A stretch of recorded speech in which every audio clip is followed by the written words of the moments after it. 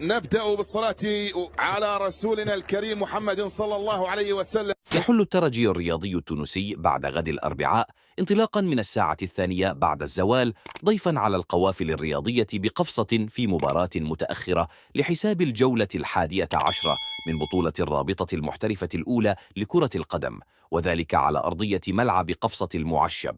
فريق باب سويقة سيكون منقوصا خلال هذه المواجهة من خدمات الثنائي يوسف البلايلي ورائد بوشنيبة، وذلك بعد حصولهما على بطاقة صفراء، بالإضافة إلى غياب البرازيلي رودريغو رودريغيز لشهر كامل بعد الإصابة التي تعرض لها في مباراة الدربي ضد النادي الإفريقي.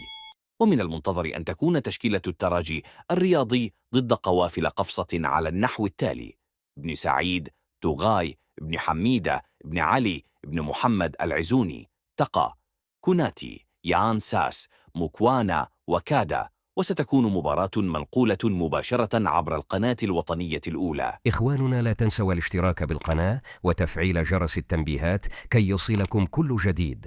فريق الترجي الرياضي التونسي، وشكرا لكم.